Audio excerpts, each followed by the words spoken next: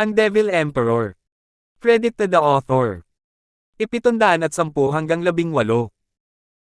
Ang mga pangalan ng mga tauhan ay galing lang sa mga name generator, kaya kung meron mang pagkakatulad sa mga totoong pangalan ng tao, lugar at pangyayari, ito po ay sadyang nagkataon lamang. Kung alam ko lang na ganito ang magiging resulta, ginamit ko na sana yung tiebreaker. Kahit ngayon ko lang natutunan yan at delikado pa rin. Hindi lang ito mapanganib para sa kanya, kundi pati na rin sa kalaban. Masyado ba akong naghahanap ng katatagan? Nang makita ang apoy sa ibabaw niya, napuno ng pagsisisi si Ethan. Bakit hindi niya ginawa ang ginawa ni Lazaro, at isinugol ang kanyang buhay para ilabas ang lahat ng mayroon siya? Nako, huli na ang lahat para gumawa ng kahit ano. Huminga ng malalim si Ethan at sa wakas ay nagpa siya na harapin ang mga ginintoang apoy. Inutusan niya ang Vaulting Dragon King na pumulupot sa kanya at balutin siya ng makapal na asul na apoy. Ito na ang huling pagkakataon niya para gamitin ang katangian ng asul na apoy bilang tagapamagitan sa pagitan ng yin at yang upang supulan ang kalupitan ng ginintoang apoy. Ngunit sa kung paano nagkakaroon ng isa-isa ang asul na apoy at ginintoang apoy, maaaring magsama ito sa ginintoang apoy. Kailangan niya muna itong pahinain o sa kung gaano kalakas ang ginintoang apoy, ikakalat lang nito ang kanyang kapangyarihan.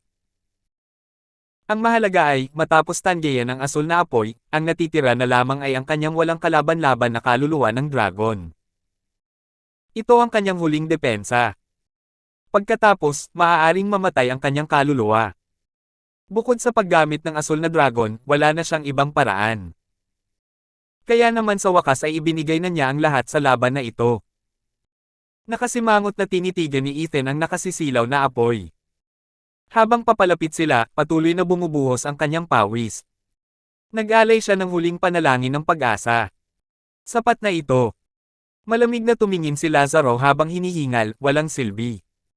Sinunog ko ang sarili kong kaluluwa para pakawalan ang decimating golden flame na ito.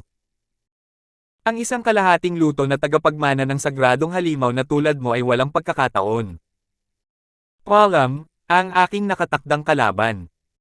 Boom! Sa wakas ay tumama ang apoy sa asul na dragon. Ang malakas na puwersa ay nagpang-inig at nagpaungol sa dragon sa sakit. Nabalot din ng sakit ang isip ni Ethan. Parang sesubog ang ulo niya dahil sa libu-libong espadang bumabaon dito. Pero hindi siya tumigil. Hinarap niya ang asul na apoy sa paparating na atake, gusto niyang ilubog ang mga ginintoang apoy sa karagatan ng asul na apoy. Wala siyang pagkakataon. Ang mahabang agos ng nagliliyab na apoy ay parang karayom na tumutusok sa asul na apoy ng dagat. Kahit na nagdikit ang mga ito, ang asul na apoy ay hindi lumaban. Maswerte siya kung hindi naubos ang sarili niyang kapangyarihan. Hindi niya kailanman inakala na ang atake ni Lazaro ay magiging ganito kalakas. Napakalakas nito kaya't nawala ng saysay ang huling pag-atake niya. Walang paraan ang asul na apoy para sugpuin ang atake, wala talaga itong silbi. Ang pag-atake dito ng may ganoong depensa ay halos pagpapakamatay na lamang. Kung alam lang niya, ginawa na sana niya iyon. Iyon ang dapat niyang ginawa simula pa lang. Biglang nanginig ang katawan ni Ethan dahil sa walang katapusang kawalan ng pag-asa at panghihinayang. Sa kasamaang palad, huli na ang lahat para makabangon. Hu! Habang papalapit ang mga ginintoang apoy, isang nagliliyab na bagyo ang tumama sa buong katawan ng asul na dragon at agad na inalis ang mga apoy nito. Bago pa man umabot ang ginintoang apoy dito, ang init nito ay patuloy na sumusunog sa kaluluwa ng dragon. Kumukulo ang ulo ni Ethan habang dumura siya ng pulang dugo. Tapos na. Nang makapasok ang apoy sa kaluluwa ng dragon, tuluyan na siyang nawala. Alam na niya ang kapangyarihan ni Lazaro ngunit tila minamaliit pa rin niya ang kanyang kalaban. Kahit na gusto pa niyang gumamit ng isang tunay na desperadong galaw ngayon, huli na ang lahat. Ang laban na ito ang siyang magbubuwis ng buhay niya. Huminga ng malalim si Ethan at labis na nanghinayang. Nalungkot si Clara at naluluha ang kanyang mga mata. Natatawa lang si Carmelo sa kanyang kasawian. Malapit nang tapusin ng Exalted Double Dragons ang laban na ito. Gayunpaman, isang sigaw ang tumagos sa tainga ng lahat. Nakita nilang lahat ang pagkislap ng lilang kidlat at isang pamilyar na figure ang lumutang sa harap ng kaluluwa ng dragon. Naningkit ang mga mata ni Ethan at nakita niya ang 10 metro ng isang malaking lilang ibon, si Nova. Hindi ba niya sinabihan siyang lumayo? Bakit? Walang pagsisising hinarap ni Nova ang gininto ang apoy na patungo sa asul na dragon. Teka, Nova. Sa wakas ay natanto niya ang nangyari, sigaw ni Ethan. Ngunit si Nova, na may bahid ng lilang kidlat, ay nasalubong na ang mga gininto ang apoy. Ang lilang kidlat at ang gininto ang apoy ay malupit na kapangyarihan sa pagitan ng langit at lupa at habang nagbabanggaan ang mga ito, halos parang isang ugong na naglalabas ng walang katapusang pagsabog. Marahil ay nagamit na ni Nova ang lahat ng lakas ng lilang kidlat na mayroon siya nang matigil ang mga gininto ang apoy. Kahit na natigil ang malalakas na apoy, ang kapangyarihan nito ay hindi kapanipaniwala pa rin. Nilamon ng mga gininto ang apoy si Nova sa nagliliyab nitong init, kahit na matigas ang kanyang mga mata, ginagamit ang bawat patak ng enerhiya na mayroon siya, handa pang ang gamitin ang kanyang buhay para lamang matigil ang apoy. Sa mga sagupaan sa pagitan ng lilang kidlat at gininto ang apoy, ang mga apoy ay humupa na nakikita ng hubad na mata. Ang lilang kidlat ay parang pait, pinuputol ang kapangyarihan nito. Ang gininto ang apoy ay parang ulupong, nilalay si Nova sa bawat pagkataon, sinusunog ang kanyang mga balahibo. Wala siyang pakialam, hawak niya ang lahat ng mayroon siya upang durugan ang mga gininto ang apoy. Nasasaktan ang puso ni Ethan. Alam na niya ngayon na isinasakripisyo ni Nova ang kanyang sarili para sa kanyang kapakanan. Sa wakas, ang mga gininto ang apoy ay gumawa ng huling kalabog habang naglalaho ang mga ito. Si Nova ay nasunog na ngayon, ang lilang kumikislap sa kanyang katawan na matagal nang napagod. Napahiga na lamang siya sa lupa ng walang lakas. Nanginig si Ethan habang humahakbang palapit sa kanya. Napahawak si Clara sa kanyang bibig, nanginginig ang mga mata sa luha. Salamat, Nova. Napaka-protective na spirit animal. Bumantong hininga si Welton. Si Troy ang pinakakilala kay Ethan at bumantong hininga rin, pinalaki ni Ethan ang espiritual na halimaw na ito bilang kanyang anak. Naiintindihan ko. Hindi nakakapagtaka na napakatapat niya. Matagal na tumingin si Welton kay Nova na may paghanga. Umiling si Troy, nakatatanda kong kapatid, hindi mo ako naintindihan. Ang ibig kong sabihin, ngayong patay na ang anak ni Ethan na si Nova, siguradong magagalit siya. Noong huling nangyari iyon, kinain niya ng buhay ang kanyang kaaway. Nang maisip ko palang iyon ay nanginginig na ako. Pero, kaya niya ba talaga? Ang kapangyarihan ni Lazaro, kumunat ang noo ni Welton. Ngumiti si Troy habang umiiling. Sa esoteric debate, hindi rin siya ang katapat ng lalaking iyon. Maniwala ka sa akin kapag sinabi ko ito, ang mga gusto niyang patayin ay walang pagkakataong mabuhay. Nanginginig sa gulat ang puso ni Welton at tumingin kay Ethan ng may seryosong mukha. Handgal na babae, hindi ba't sinabi ko nang tumakbo ka? Ngayong malaki ka na, ayaw mo nang makinig sa tatay mo. Dahan-dahang naglakad papunta kay Nova, yumuko si Ethan, hinaplos ang nagliliyab na katawan na sinunog ng gininto ang apoy. Nakaramdam siya ng huling bakas ng enerhiya sa kanya at dali-daling kumuha ng tableta para ibigay sa kanya habang nakangiti ng mahinahon. Ngunit ang katahimikang iyon ay nagtago ng isang kakilakilabot na pagkauhaw sa dugo. Matapos nilang marinig ang kanyang mga salita, lahat sila ay nanginig hanggang sa kanilang mga buto. Napasinghap si Lazaro dahil sa mabigat na pagsisikap at sumigaw, Ethan, iniligtas ka ng iyong espiritong hayop mula sa kamatayan. Ngunit sandali na lamang ang natitira. Ipinapakita nito na mananalo ako sa pamamagitan ng pagtaya ng lahat. Habang ikaw, na walang ganoong kapangyarihan, ang matatalo. Muling gumagawa ng mga senyales si Lazaro, tinitipon ang parehong kapangyarihang ginamit niya dati para muling ilabas ito. Teka, nakababatang kapatid, wala na siyang tulong ng espiritong hayop ngayon. Hindi mo na kailangang pumunta roon. Sigaw ni Xander. Hindi man lang siya narinig ni Lazaro habang patuloy siya sa paglalakad, kahit na bumibigat ang kanyang hininga at namumutla ang kanyang mukha. Wala nang gaanong oras at si Ethan ay tuso na. Gusto niyang manalo at nangangahulugan iyon na kailangan niyang gamitin ang lahat ng kanyang makakaya upang sirain ang kanyang kalaban at huwag mag-iwan ng puwang para sa pagkakamali. Ito ang kanyang landas na parang halimaw. Tagumpay higit sa lahat. Hinigpitin ni Ethan ang kanyang mga kamao at tumayo, nagngalit ang kanyang mga ngipin nang may pamumula sa kanyang mga mata, gusto mo bang itaya ang lahat? Hahaha, ikaw ang humingi. Kung alam ko lang na ganito ang magiging resulta, ginamit ko na sana yung tiebreaker. Kahit ngayon ko lang natutunan yan at delikado pa rin. Hindi lang ito mapanganib para sa kanya, kundi pati na rin sa kalaban. Masyado ba akong naghahanap ng katatagan? Nang makita ang apoy sa ibabaw niya, napuno ng pagsisisi si Ethan. Bakit hindi niya ginawa ang ginawa ni Lazaro, at isinugol ang kanyang buhay para ilabas ang lahat ng mayroon siya? Nako, huli na ang lahat para gumawa ng kahit ano. Huminga ng malalim si Ethan at sa wakas ay nagpa siya na harapin ang mga ginintoang apoy. Inutusan niya ang Vaulting Dragon King na pumulupot sa kanya at balutin siya ng makapal na asul na apoy. Ito na ang huling pagkakataon niya para gamitin ang katangian ng asul na apoy bilang tagapamagitan sa pagitan ng yin at yang upang supulan ang kalupitan ng ginintoang apoy.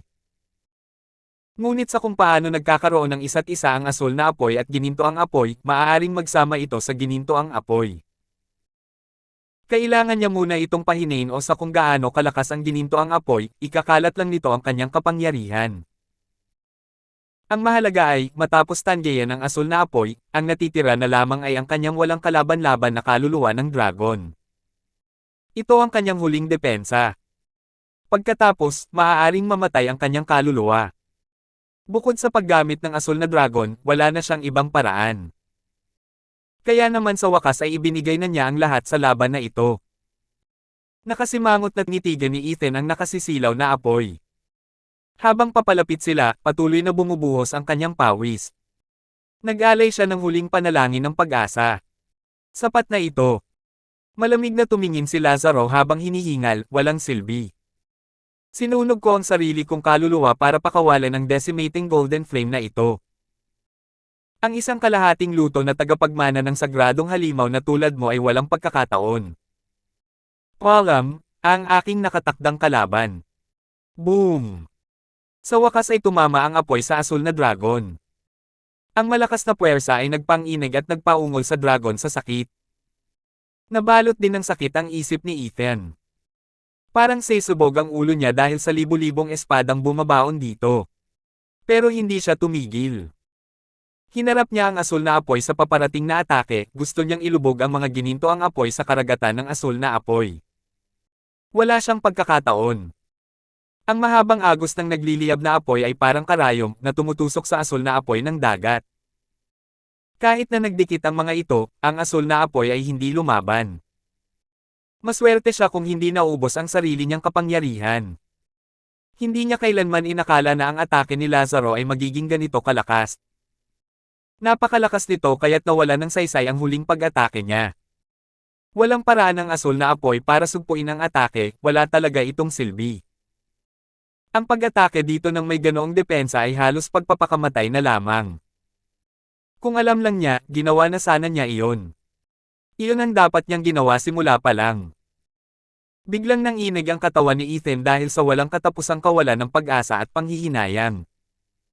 Sa kasamaang palad, huli na ang lahat pa makabangon. Hoo! Habang papalapit ang mga ginintoang apoy, isang nagliliyab na bagyo ang tumama sa buong katawan ng asul na dragon at agad na inalis ang mga apoy nito. Bago pa man umabot ang ginintoang apoy dito, ang init nito ay patuloy na sumusunog sa kaluluwa ng dragon. Kumukulo ang ulo ni Ethan habang dumura siya ng pulang dugo. Tapos na. Nang makapasok ang apoy sa kaluluwa ng dragon, tuluyan na siyang nawala. Alam na niya ang kapangyarihan ni Lazaro ngunit tila minamaliit pa rin niya ang kanyang kalaban. Kahit na gusto pa niyang gumamit ng isang tunay na desperadong galaw ngayon, huli na ang lahat. Ang laban na ito ang siyang magbubuwis ng buhay niya. Huminga ng malalim si Ethan at labis na nanghinayang. Nalungkot si Clara at naluluha ang kanyang mga mata. Natatawa lang si Carmelo sa kanyang kasawian. Malapit nang tapusin ng Exalted Double Dragons ang laban na ito. Gayunpaman, isang sigaw ang tumagos sa tainga ng lahat. Nakita nilang lahat ang pagkislap ng lilang kidlat at isang pamilyar na figure ang lumutang sa harap ng kaluluwa ng dragon. Naningkit ang mga mata ni Ethan at nakita niya ang 10 metro ng isang malaking lilang ibon, si Nova. Hindi ba niya sinabihan siyang lumayo? Bakit? Walang pagsisising hinarap ni Nova ang gininto ang apoy na patungo sa asul na dragon. Teka, Nova. Sa wakas ay natanto niya ang nangyari, sigaw ni Ethan. Ngunit si Nova, na may bahid ng lilang kidlat, ay nasalubong na ang mga gininto ang apoy. Ang lilang kidlat at ang gininto ang apoy ay malupit na kapangyarihan sa pagitan ng langit at lupa at habang nagbabanggaan ang mga ito, halos parang isang ugong na naglalabas ng walang katapusang pagsabog. Marahil ay nagamit na ni Nova ang lahat ng lakas ng lilang kidlat na mayroon siya nang matigil ang mga gininto ang apoy. Kahit na natigil ang malalakas na apoy, ang kapangyarihan nito ay hindi kapanipaniwala pa rin.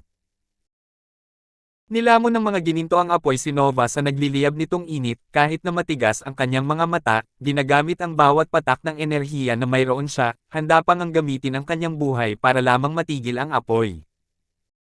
Sa mga sagupaan sa pagitan ng lilang kidlat at gininto ang apoy, ang mga apoy ay humupa na nakikita ng hubad na mata.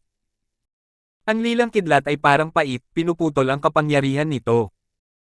Ang gininto ang apoy ay parang ulupong, nilalay si Nova sa bawat pagkakataon, sinusunog ang kanyang mga balahibo. Wala siyang pakialam, hawak niya ang lahat ng mayroon siya upang durugan ang mga gininto ang apoy. Nasasaktan ang puso ni Ethan. Alam na niya ngayon na isinasakripisyo ni Nova ang kanyang sarili para sa kanyang kapakanan. Sa wakas, ang mga gininto ang apoy ay gumawa ng huling kalabog habang naglalaho ang mga ito. Si Nova ay nasunog na ngayon, ang lilang kumikislap sa kanyang katawan na matagal nang napagod. Napahiga na lamang siya sa lupa ng walang lakas. Nanginig si Ethan habang humahakbang palapit sa kanya. Napahawak si Clara sa kanyang bibig, nanginginig ang mga mata sa luha. Salamat, Nova. Napaka-protective na spirit animal. Bumantong hininga si Welton. Si Troy ang pinakakilala kay Ethan at bumantong hininga rin, pinalaki ni Ethan ang espiritual na halimaw na ito bilang kanyang anak. Naiintindihan ko. Hindi nakakapagtaka na napakatapat niya. Matagal na tumingin si Welton kay Nova na may paghanga. Umiling si Troy, nakatatanda kong kapatid, hindi mo ako naintindihan. Ang ibig kong sabihin, ngayong patay na ang anak ni Ethan na si Nova, siguradong magagalit siya. Noong huling nangyari iyon, kinain niya ng buhay ang kanyang kaaway. Nang maisip ko palang iyon ay nanginginig na ako. Pero, kaya niya ba talaga? Ang kapangyarihan ni Lazaro, kumunat ang noo ni Welton. Ngumiti si Troy habang umiiling. Sa esoteric debate, hindi rin siya ang katapat ng lalaking iyon. Maniwala ka sa akin kapag sinabi ko ito, ang mga gusto niyang patayin ay walang pagkakataong mabuhay. Nanginginig sa gulat ang puso ni Welton at tumingin kay Ethan ng may seryosong mukha. Hanggal na babae, hindi ba't sinabi ko nang tumakbo ka? Ngayong malaki ka na, ayaw mo nang makinig sa tatay mo. Dahan-dahang naglakad papunta kay Nova, yumuko si Ethan, hinaplos ang nagliliyab na katawan na sinunog ng gininto ang apoy. Nakaramdam siya ng huling bakas ng enerhiya sa kanya at dali-daling kumuha ng tableta para ibigay sa kanya habang nakangiti ng mahinahon. Ngunit ang katahimikang iyon ay nagtago ng isang kakila-kilabot na pagkauhaw sa dugo. Matapos nilang marinig ang kanyang mga salita, lahat sila ay nanginig hanggang sa kanilang mga buto.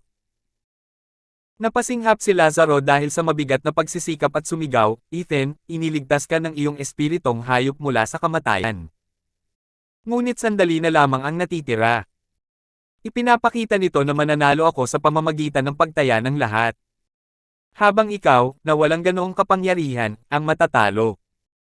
Muling gumagawa ng mga senyales si Lazaro, tinitipon ang parehong kapangyarihang ginamit niya dati para muling ilabas ito. Teka, nakababatang kapatid, wala na siyang tulong ng espiritong hayop ngayon. Hindi mo na kailangang pumunta roon. Sigaw ni Xander. Hindi man lang siya narinig ni Lazaro habang patuloy siya sa paglalakad, kahit na bumibigat ang kanyang hininga at namumutla ang kanyang mukha. Wala nang gaanong oras at si Ethan ay tuso na. Gusto niyang manalo at nangangahulugan iyon na kailangan niyang gamitin ang lahat ng kanyang makakaya upang sirain ang kanyang kalaban at huwag mag-iwan ng puwang para sa pagkakamali. Ito ang kanyang landas na parang halimaw. Tagumpay higit sa lahat. Hinigpitin ni Ethan ang kanyang mga kamao at tumayo, nagngalit ang kanyang mga ngipin ng may pamumula sa kanyang mga mata, gusto mo bang itaya ang lahat? Hahaha, ikaw ang humingi. 711. Gusto pa ring makipag-away ng mga batang ito. Pinagmasdan ng mabuti ng Marengel na si Randolph ang larangan ng digmaan habang bumantong hininga, hindi na ito simpleng laban para ideklara ang panalo. Labanan ito hanggang kamatayan. Ano pa nga ba ang kaya nilang ipaglaban? Bumantong hininga ang Marengel na si Morris, huwag na muna natin yan pansinin. Ipagpalagay na natin na kaya tiisin ni Lazaro na ilabas muli ang ataking iyon, wala pa ring pagkakataon si Ethan na pigilan ito. Malaki ang posibilidad na haantong ang laban na ito sa pagkamatay nilang dalawa. Kung maaari lang, mas mabuti nang sabihing tabla ito kaysa matalo silang dalawa. Hukom, gaano nakatagal? Tumingin sa ibaba ang mataas na si Randolph. Sinuri ng hukom ang posisyon ng araw at yumuko, kataas-taasan, may 15 minuto pa. Tama na para sa isa pang mahirap na sagupaan. Sana ay maging maayos ang dalawang iyon. Umiling ang mataas na si Morris, at pareho silang tumingin sa dalawang bata ng may awa. Isang tigre lang ang pwedeng taglayin ng isang bundok. Hu! Ang mga gininto ang apoy ay lalong nag-init habang ang imahe ng isang malaking ulo ng dragon ay nabuo sa likuran ni Lazaro, na nakatitig kay Ethan. Napasinghap ang mga manunood, ngunit karamihan ay naghiyawan sa pangyayari. Talagang nakapagbukas ng mata ang panunood ng isang mapaminsalang atake na pinakawalan. Ngayong nangyayari na naman ito, wala na silang ibang maisip na mas maging masaya pa. Muling nabalot ng pag-aalala si Clara. Nakita ng mga babae kung paano walang kakayahan si Ethan na harapin ang ganitong pag-atake, kahit ang pagtatanggol sa sarili. Batang pinuno ng sekta, Stuart Kindstone, maging makatwiran ka lang at sumuko. Sobra na ang nagawa mo. Hindi mo na kailangang ibigay ang buhay mo para sa sekta. Dasal ni Finliang, natatakot sa pinakamasamang maaaring mangyari. Kumunat ang noo ni Moyan habang nakakuyom ang kanyang mga kamao. Nagtanong si Maricel sa tabi niya, Senior brother, nakikisimpatya ka ba sa dati mong kaaway o hinihikayat mo si Lazaro na patayin siya? Hindi kailangan ng simpatiya ang malalakas. Ito lang ang alam ko. Pagkatapos nito, isa sa kanila ang magiging pinakamahusay na disipulo sa mga lupain sa kanluran, ang magiging pinakamahusay sa mga lupain sa kanluran. Nanginginig ang noo ni Moyan, ngunit kahit na nagsasalita siya, hindi pa rin niya inaalis ang tingin niya kay Ethan. Napasimangot si Maricel dito at umiling. May pinili na siyang panig pero ayaw niya lang aminin. Umasa siyang mananalo si Ethan dito. At kahit ayaw aminin ni Ethan, para sa kanya, naging magkaibigan ang dalawa dahil sa kanilang pag-aaway. Bilang mga demonyong tagapagsaka, nakamit ni Ethan ang kanyang tunay na respeto. Kaya naman umaasa siyang mananalo si Ethan, kahit alam niyang maliit lang ang pag-asa. Lahat ng nasa paligid ng screen ay sabik na makita ang katapusan ng malaking laban na ito. Lalo na ang mga sec team, lahat ay umaasang makakaligtas si Ethan kahit matalo. Tanging sina Dezo, Carmelo at ilan pang iba ang nagsasaya sa kanyang paghihirap. Sa wakas ay lilisanin na ng Punk na ito ang mundong ito magpakailanman. Natapos ang mga palatandaan ni Lazaro at ang kapangyarihang nakapalibot sa kanya ay lumaki, habang ang kanyang katawan ay lalong humina. Gayunpaman, wala siyang pakialam, nakangiti habang tumatawa, Ethan, panalo ako. Handa ka na ba para sa decimating dragon roar? Kasabay ng isang dagindong, isang tunaw na gininto ang apoy ang bumulagta diretso kay Ethan tulad ng dati. Nakayuko ang mga tao, takot na baka may makaligtaan. Tumikim si Ethan at pinunasan ng dugo. Tiningnan niya ang walang malay at malubhang sugatang si Nova, at umiling, Nova, alam mo ba na walang utang ang tatay mo kahit kanino, lalo na sa pabor. Pero ngayon, mabigat ang utang na ito na kailangan kong bayaran. Isinugol mo ang buhay mo para sa akin kahit hindi ko kayang itaya ang buhay ko para sa sarili ko. Hahaha, napakatanga ko talaga. Sa pagkakataong ito, kahit na mas mapanganib pa ngayon, gagawin ko. Itataya ko ang buhay ko para sa iyo at lilipulin ang nakakasuklam na lalaking iyon. Sinimulan ni Ethan ang sarili niyang mga senadoryas. Naglaho ang apoy ng asul na dragon, ngunit hindi ito naging ibang anyo, bumalik sa prismetiko at orihinal nitong anyo habang binabantayan siya nito. Nagulat ang karamihan, at nagulat din. Sa pinakamahalagang sandali, tinalikuran niya ang kanyang mga variant at sinubukang gamitin ang pangunahing kaluluwa ng dragon. Pumikit si Ethan nang matapos ang huling senadorias ng may malabong ngiti. Isang asul na apoy ang kumurap sa noo ng dragon. Parang libu-libong ahas ang nagbabantay sa katawan nito gamit ang lilang kidlat. Narating nila ang ulo ng dragon, kung saan sila naglaho kasabay ng isang dagendong. Madilim na ambon, itim na parang gabi, ay bumalot sa buong dragon, muling nagtatagpo sa ulo at naglaho. Naguluhan si Lazaro. Pagkatapos ay isang pagsabog ang nangyari at ang ulo ng dragon ay naglabas ng aura ng tatlong magkakaibang kapangyarihan. Ang asul na apoy ay nagliyab sa noo na may kumikislap na lilang guhit sa loob nito. Pagkatapos ay binalot silang lahat ng itim na ambon habang ang ikaapat na kapangyarihan, ang pulang liwanag ni Kilin, ay tinakpen sila na parang isang pogen upang pagsamahin sila. Habang ginagawa nila iyon, isang nakakakilabot na aura ang pinakawalan. Sige. Halos hindi ito maramdaman ng iba, pero si Lazaro, na pinakamalapit, ang nakaramdam ng pagtaas ng lakas nito. Nakangiting sabi ni Ethan, nahulaan mo na, ito ang paraan ko para pagsamahin ang apat na kaluluwa ng dragon. Hindi ko ito ginawa dati dahil kahit ako ay natatakot sa kapangyarihang ito, natatakot na hindi ko ito makontrol, at magpakamatay gamit ito. Pero ngayon naisip ko na dahil nakikipaglaban ako sa buhay ko, kailangan kong magpakita ng isang bagay para dito. Kung mamamatay ako dahil hindi ko ito nagawa, swerte ko na iyon. Pero kung magtagumpay ako sa pagsasama-sama ng mga ito, patay ka na. Gulat na gulat si Lazaro habang nakatitig ng mataman sa noo ng dragon. Ngunit kahit papaano, kahit na naghalo ang mga kapangyarihan, hindi sila nagsama-sama. Noon dinabot ni Ethan ang tunaw na apoy ni Lazaro. Hahaha, tapos na ang oras mo. Siguro hindi na talaga ito maaaring magsama. Ang mga kapangyarihang ito ay pawang nagmumula sa hilaw na katangian ng isang sagradong halimaw. Likas silang kinasusuklaman ng kahit ano paman. Siguro para kay Ethan o para sa kanyang sarili, humajejek si Lazaro nang makita niyang malapit nang marating ni Ethan ang kanyang atake. Sinabi lang ni Ethan, Lazaro, hindi mo talaga maintindihan ang paraan ko ng paglilinang. Sinusundan ko ang karaniwang landas ng lahat ng iba pa. Bukod pa rito, ang 5 dakilang sagradong halimaw ay pawang nagmula sa sinaunang kaguluhan, bawat isa ay may hawak na isang aspeto nito. Hindi mo ba naisip na minsan silang buo? Hahaha, maaaring isa lamang itong maling hula o ang totoong katotohanan. Gayunpaman, ngayon, isa sa atin ang mamamatay. Kung mamamatay ako dahil sa sarili kong pinagsamang kapangyarihan sa halip na sa iyo, hindi rin masamang paraan. Kumislap ang mga mata ni Ethan at tinaasan niya ang isang kilay. Siya nga pala, dahil sa palagay ko ay maaaring magsanib ang 5 kapangyarihan, nakikita kong kulang lang ang 3. Kaya dagdagan pa natin ng isa. Kasabay ng isang malakas na kalabog, lumitaw sa noo ng dragon ang isang ginintoang apoy, ang nabubulok na ginintoang apoy. Papaano? Sigaw ni Lazaro.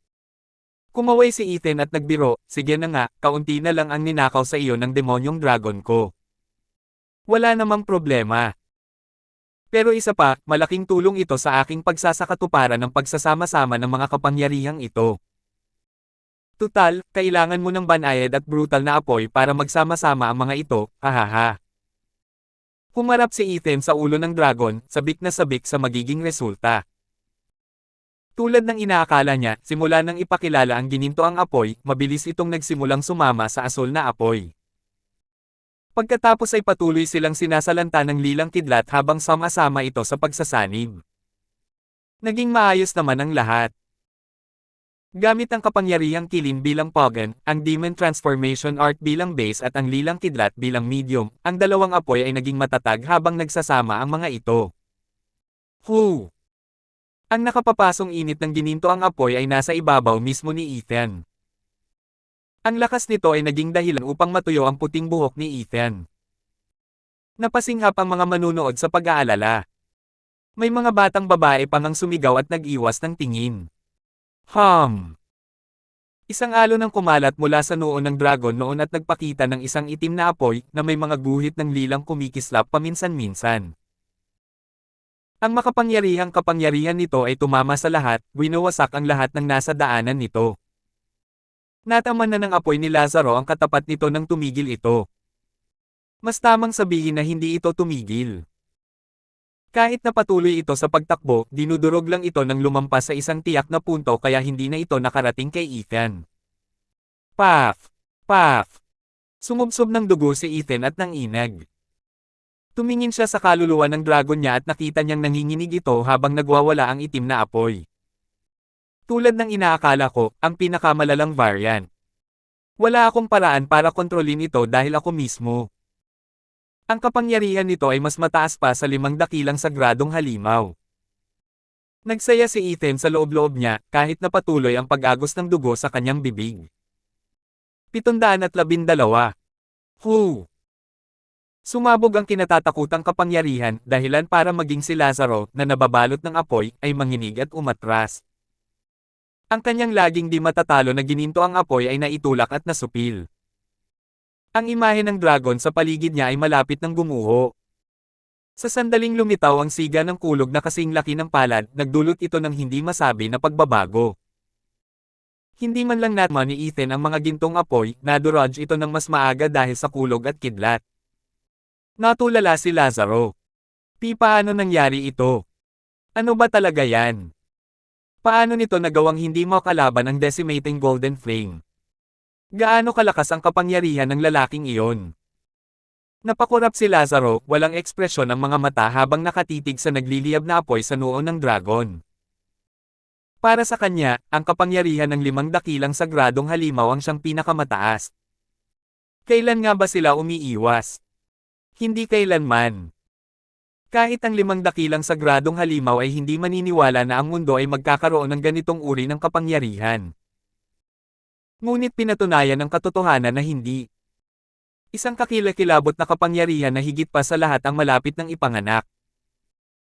Lahat ng ito ay nagmula sa mga kapangyarihan ni Ethan na nakuha niya mula sa mga emperador at sagradong halimaw na iyon at pagkatapos ay pinag-isa ang mga ito. Ang aura na ito ay katulad ng naramdaman ko noong lumabas si Stuart Kinestone mula sa kanyang silid. Hindi, mas malala pa. Nanginig si Luke nang makita ang kapangyarihang iyon na kayang sumiron ng kahit ano at lahat ng bagay. Napalunok siya sa takot. Ang iba naman ay reflex na yumuko, habang basang-basa ang kanilang mga likod at nakatitig dito. Wala silang ideya kung anong huling hakbang ang ginawa ni Ethan para ilabas ang ganoong kapangyarihan ngunit natatakot sila rito. Mas malala pa ang naranasan ng Ultimate Clarity Sect Team. Nalungkot si Xander nang biglang lumitaw ang nagliliyab na kulog. Wala siyang ideya kung ano ang ginawa ni Ethan, pero ramdam niya na ang kapangyarihang ito ay higit pa sa gininto ang apoy ni Lazaro. May kutob siyang ang kapangyarihang ito ay hindi dapat taglayin ng isang tao. Parang isa itong senyales ng pagkawasak ng mundong ito. Nanginig ang mukha ni Xander, nagngalit ang mga ngipin at pinilit na ngumiti, Diyos ko, hanggang saan na kaya ang laban ng dalawang iyon? Wala akong duda na mapapaangat nila ang level ng Double Dragon Manor kung maglalaban silang muli ng ganito. Senior brother, umiiral ka. Nasa ethereal stage pa lang sila. May mataas na antas ang Double Dragon Manor kaya hindi nila ito maaaring hayaang mangyari. Sabi ng isang disipulo.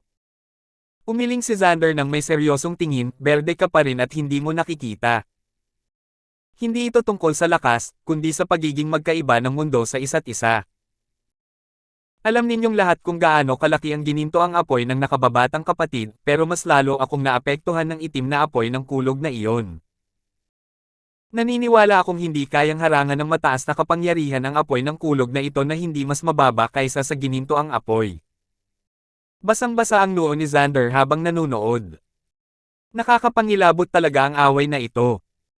Mas nakakatakot ang isa kaysa sa isa. Hindi lang talaga sila tao. Pinanood ng mga manunood ang imahe sa screen na unti-unting nagiging static at ang mga gatekeeper ay patuloy na nagsenyas upang baguhin ang anggulo upang maibalik ang signal. Ang problema, palagi itong palayo ng palayo sa labanan. Nang sa wakas ay naging matatag ang imahe, nanunood sila mula sa layong 3 milya.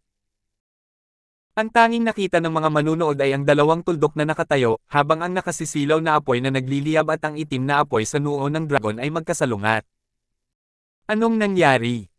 Bakit ang layo ng imahe? Tanong ng mataas na si Randolph sa dalawang matanda. Yumuko ang isa sa kanila, kataas-taasan, ang mga monitoring array sa paligid ng dalawa ay may kaunting interference at pumipigil sa atin na tumingin ng mas malapitan. Ang pinakamalapit na gumagana ay itong monitoring array na 3 milya ang layo. Ano? Sumigaw ang kataas-taasang si Morris. Lahat ng hanay ng mga nagmomonitor sa lambak na iyon ay may mga sagradong bato. Hindi mo man lang sila madaling masisira. At ngayon, kahit na nag-aaway na ang dalawa, hindi na natin kaya. Nag-isip si Exalted Morris ng isang bagay at gulat na tumingin kay Exalted Randolph. Medyo nawala ng malay ang Maringal na si Randolph, huwag mong sabihin sa akin na ang mga shockwave lang ng kanilang laban ay sapat na para masira ang mga monitoring array. Kahit tayo ay hindi magagawa iyon.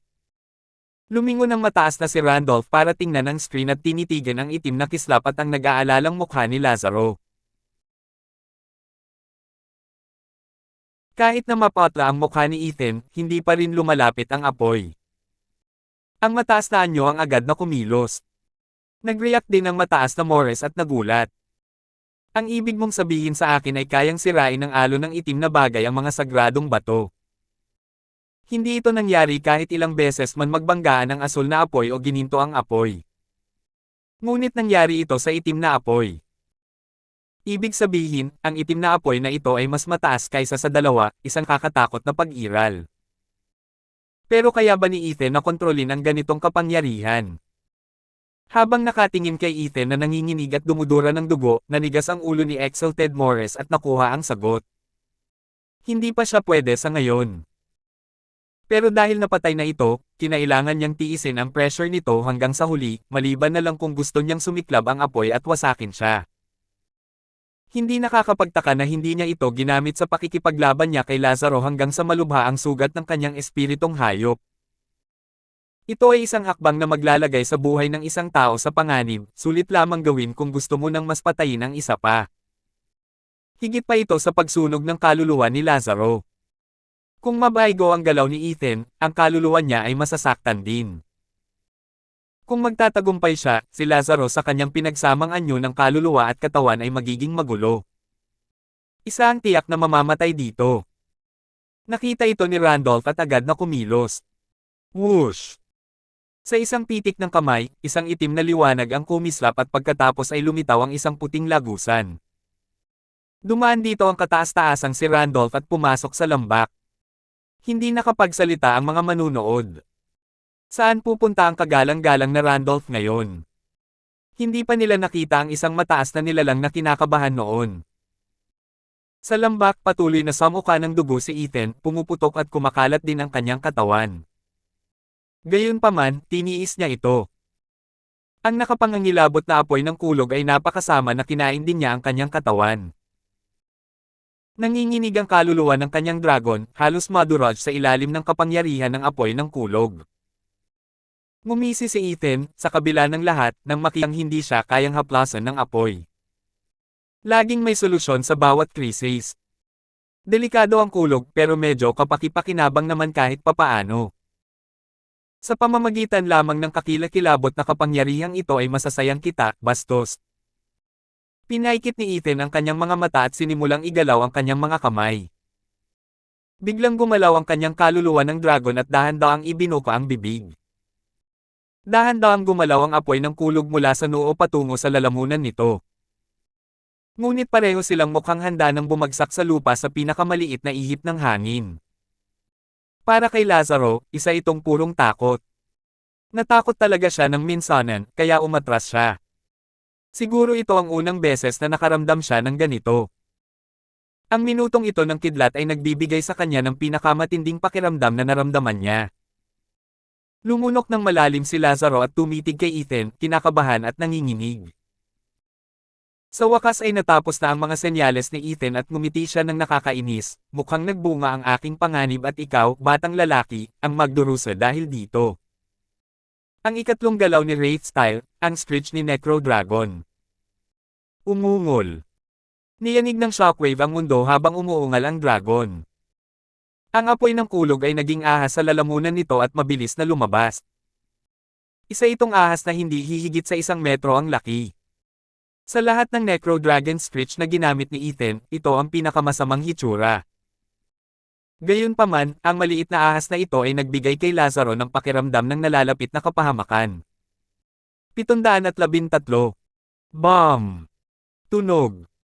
Ang maliit at itim na apoy ng kulog ay tumama na parang kidlat. Pumasok ito sa apoy ni Lazaro at pagkatapos ay sumabog at nawala. Pero nagpatuloy lang ito, para kay Lazaro. Ano? Ang lakas ba ng isang simpleng apoy ng kulog? Nakapikit na saksihan ni Lazaro ang kapangyarihan nito habang pinapakain din ang kanyang mga takot.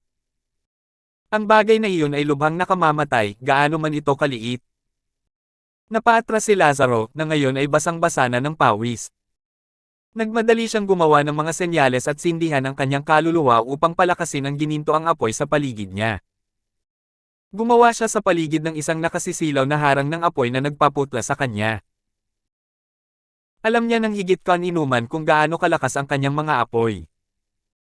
Gayunpaman, alam niyang ang maliit na apoy ng kulog ay tiyak na mas malala pa. Nagngalit si Lazaro, ngunit patuloy pa rin ang panginginig ng kanyang katawan. Napuno ng pag-aalala si Xander. Ito ang unang pagkakataon na nakita niya ang kanyang mayabang na nakababatang kapatid na takot na takot. Natigilan ng kataas-taasang si Morris nang biglang nawala ang apoy. Ang apoy ng kulog ay mas malakas pa kaysa sa inaakala niya. Hindi dapat nagawa iyon ng itim na apoy dahil ang mga gininto ang apoy ay pinakawalan sa pamamagitan ng pagsunog ni Lazaro sa kanyang kaluluwa. Ang kapangyarihan nito ay halos hindi kayang pasabugin ang kaluluwa ng isang tao. Ngunit kahit na ganoon, nagawa pa rin nito. Salamat sa Diyos, aalis na ang matandang iyon, kung hindi ay baka wala na si Lazaro. Nang makita ang itim na apoy ng kulog na sumusulpot, napabuntong hininga ang kataas-taasang Morris. Napanganga ang mga manunood. Walang sino man ang nakakita na ang pagbabalik ni Ethan ay magiging ganito kalakas. Hindi lang niya binaligtad ang sitwasyon, pinilit pa niya ang kalaban na harapin ang kamatayan.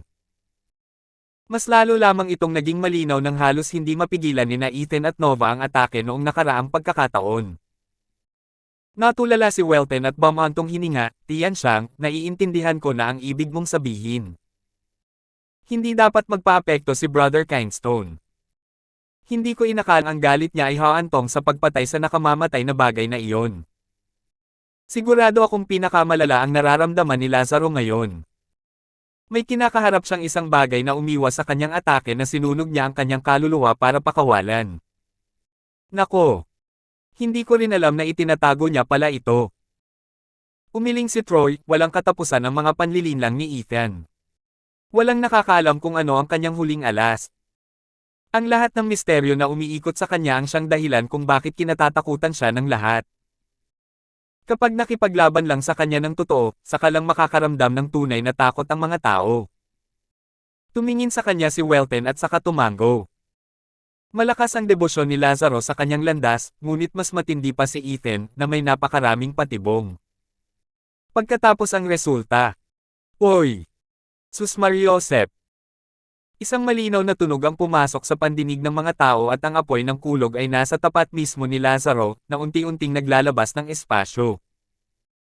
Nakatitig si Ethan nang nakangiti. Ang mga tao ay tensyonado at nasa sabik. Ang mataas na si Morris ay nakasimangot sa pag-aalala. Bakit ang tagal naman ng matandang iyon? Pero walang mas balisa pa kay Lazaro na kailangang harapin ang nagliliyab na kulog. Tumigas ang kanyang mukha at kumunat ang kanyang noo habang ang kanyang mga kamay ay gumagawa ng senadorias, nanginginig habang nakatitig sa nakamamatay na apoy ng kulog. Ang gininto ang apoy sa paligid niya ang siyang lahat ng nailabas niya. Ang lahat ng kanyang kapangyarihan ay naipakita na ngayon, nakatuon sa depensa. Ibinigay na niya ang lahat ng mayroon siya at ngayon ay namumutla na siya.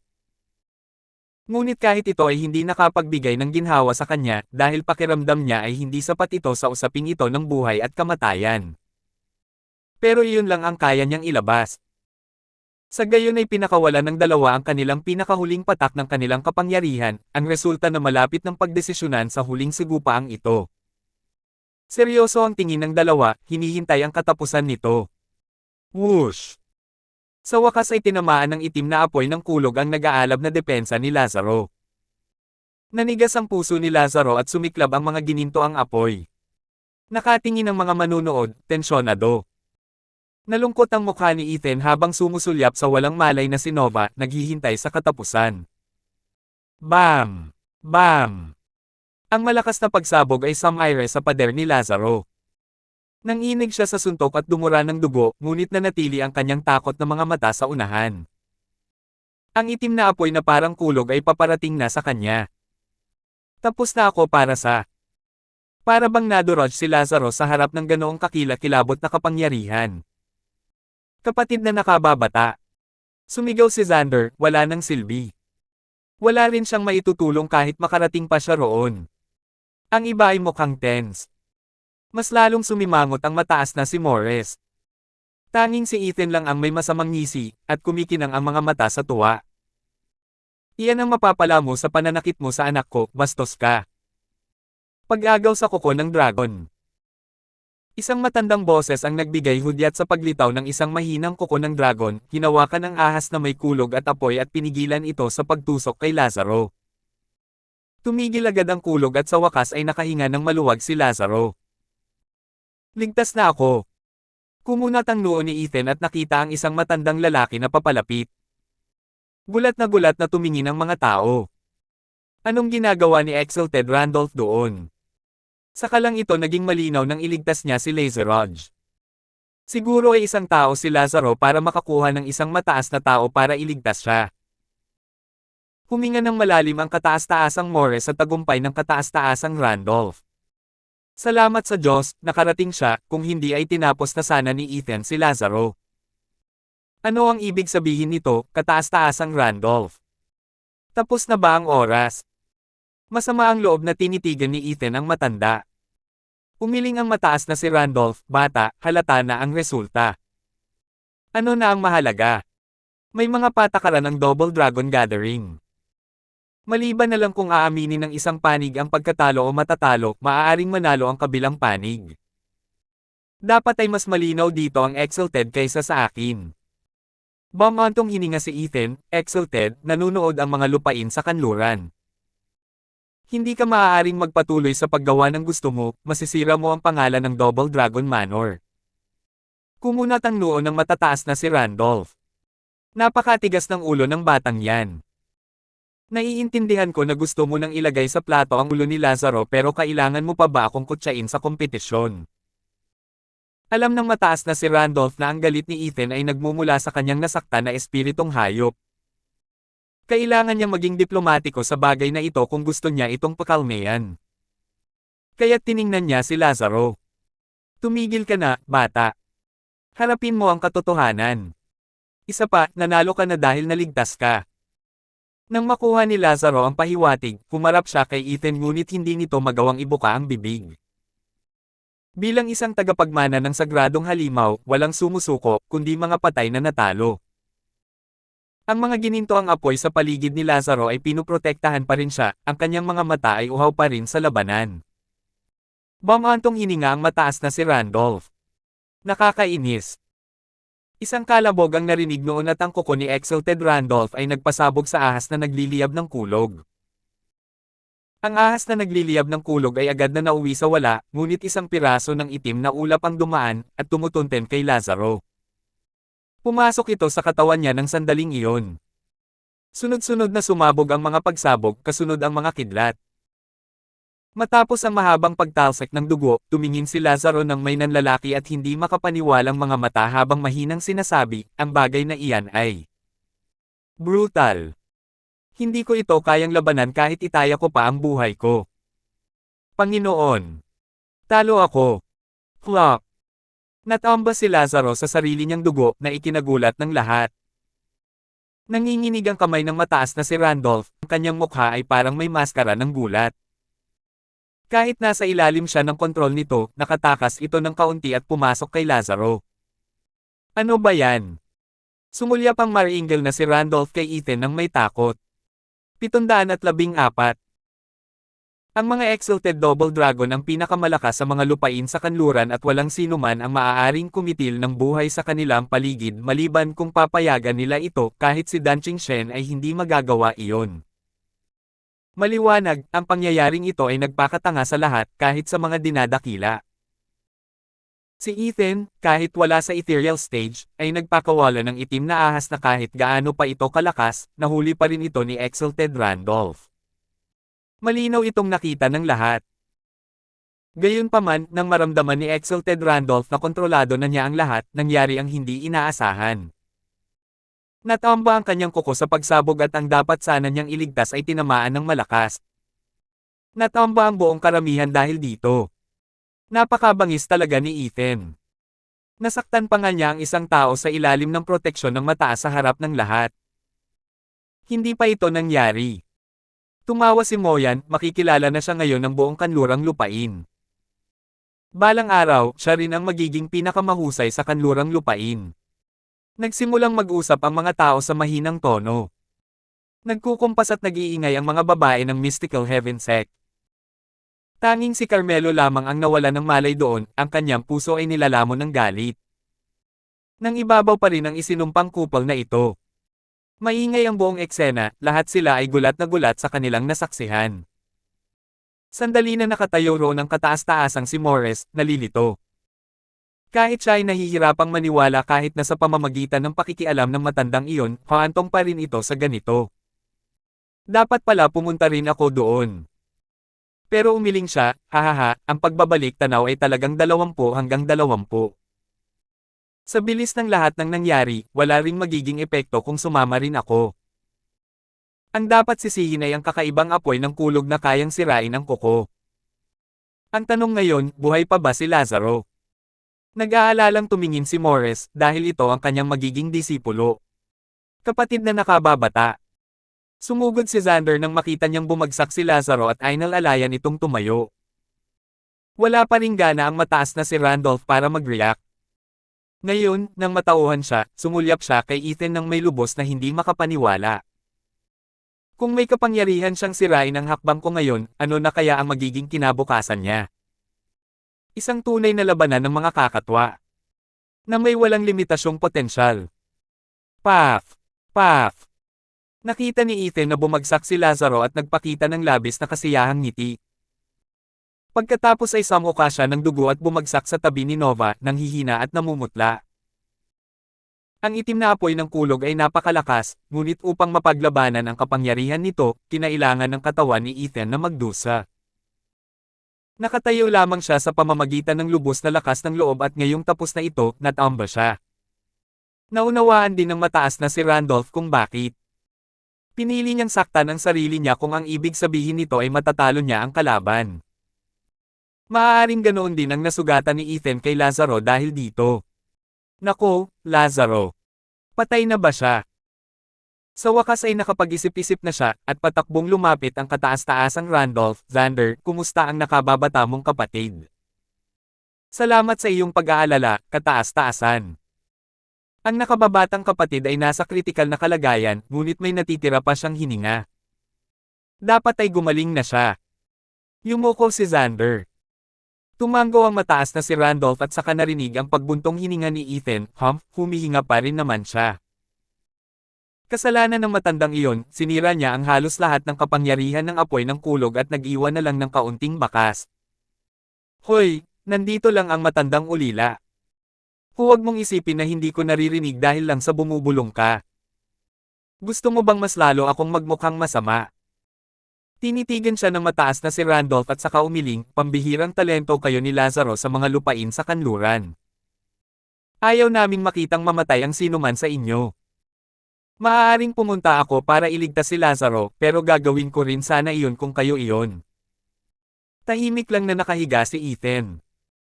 Alam niya agad na sa sandaling dumating ang matandang lalaki ay halos imposibleng makaganti kay Nova at mapatay si Lazaro. Pero kahit siya ay hindi niya inakalang ganoon kalakas ang kulog na apoy na nakatakas sa kontrol ng Exalted Randolph at halos mapatay ang punk na iyon. Ngayon ay halos mamuupa na ang kanyang galit. Dahil dito, ang pinakamasamang kalagayan ni Nova ang naging problema. Muling sumili ang sinag ng liwanag sa lambak. Ang mataas na si Randolph ang unang naglakad papunta roon, tapos na ang oras. Ang hatol ng laban ay nasa hukom. Pagkatapos ay wala na siya. Sumulyap si Xander kay Ethan ng may komplikadong tingin. Bamantong hininga lang siya at sinenyasan ang kanyang koponan na umatras. Nagmadaling lumapit ang mga disipulo ng Demon Scheming Sect para sa mga utos ni Ethan. Matapos nilang makuha ang Thunder Ring at mailagay si Nova sa loob, may tumulong sa kanya na makapasok sa liwanag. Agad na umalis ang lahat sa lambak, naiwan na lamang si Dan Qingchen na nagtatago sa isang sulok. Bata, ikaw ang una sa kasaysayan na nakasakit ng tao sa harap ng kataas-taasang Randolph, hahaha. Nawala rin si Dan Qingchen sa kanyang kinatatayuan. Pumalakpak. Pagbalik ng mga koponan, umalangaw-ngaw ang palakpakan sa kanila. Ang laban nina Lazaro at Ethan ay isang kamangha-manghang pagpapakita ng kapangyarihan, ang pinakamahuhusay sa lahat. Napagkasundoan na rin ng mga tao kung sino ang pinakamahusay sa hinaharap sa mga lupain sa kanluran. Ubo, ubo, ubo. Tumikim ang hukom, tumingin mula sa walang malay na si Lazaro na nakatalikod kay Xander patungo sa pagod na si Ethan na karga ni Locke. 5 beses na akong naging hukom sa Double Dragon Gathering. Nakakita na ako ng marami sa mga disipulo ko, pero ikaw lang ang nagbigay sa akin ng pag-asa para sa mga lupain sa kanluran. Magaling ang ginawa mo, hahaha. Seryoso ang hukom, panahon na para ilabas ang hatol. Sa laban na ito ng Ultimate Clarity Sect laban sa Demon Scheming Sect, ang Ultimate Clarity Sect ay bumalik na may isang sugatan at ang Demon Scheming Sect ay bumalik na may isang sugatan. Tabla ang resulta. Teka. Sigaw ni Xander. Pinanood nilang lahat si Ethan habang nakatingin sa kanya, ang resulta ng laban ng koponan ay nakasalalay sa laban nina Lazaro at Ethan. Malamang na hindi ito magugustuhan ng nakababatang kapatid, ngunit ang pagkatalo ay isang pagkatalo. Natalo si Lazaro kay Ethan at nangangahulugan ito na natalo ang Ultimate Clarity Sect sa Demon Scheming Sect. Natigilan ng hukom at saka tumango. Xander, ang pagkatalo sa isang labanan ng pangkat ay nakakaapekto sa buong sekta. Papayag ba ang mga nakatatanda mo rito? Sa pagkakaalam ko, isa ka sa iilang sekta na walang kagalang-galang na dating. Ipinapakita nito kung gaano kalaki ang tiwala ng sekta sa iyo. Ang Ultimate Clarity Sect ay palaging walang inaalala, hindi ang katanyagan at kayamanan. Ang pagkatalo ay pagkatalo. Wala nang iba pa. Ang pagbaluktot ng ating landas para lamang sa isang bagay ay labag sa mga turo ng ating sekta. Itinaas ni Xander ang kanyang ulo habang ipinahayag niya ito na nakakuha ng paghanga ng lahat. Tumango ang hukom. Kung ganoon, ang una sa siyam na sekta ay magiging. Tumigil ang hukom para sa isang impresyon habang nakatingin sa Demon Scheming Sect. Labis na nasasabik ang mga demonyo ngayon, hindi makapaniwala sa kanilang nakikita. Nasa tuktok na sila. Pagkatapos ay isang malamig na boses ang narinig, sandali. Ngayon ay dama ko ang mga mata kay Ethan. Hay, ano na ngayon? Kumunat ang noo ng hukom. Sabi ni Ethan, wala naman talaga, hindi lang natin kayang makuha ang pinakamataas na posisyon. Kapatid na Kindstone, iyan ang mapapala mo sa pagkapanalo. Ikinumpas ni Ethan ang kanyang kamay kay Xander, kapatid na Wolf, dahil ito ay isang labanan ng pangkat, ito ay 10 laban sa 10. Ang laban namin ni Lazaro ay isa lamang laban. Kung mayroon pa akong natitirang laban pagkatapos, syempre ay tatanggapin ko na ito, hahaha. Gayunpaman, nakikita ninyong lahat ang aking kalagayan. At ang iba pa nating mga disipulo ay walang kapantay. Ang labanang ito ng pangkat ay ating talo. Maaaring hindi ako isang mabuting tao, ngunit bukas ako sa aking mga kilos.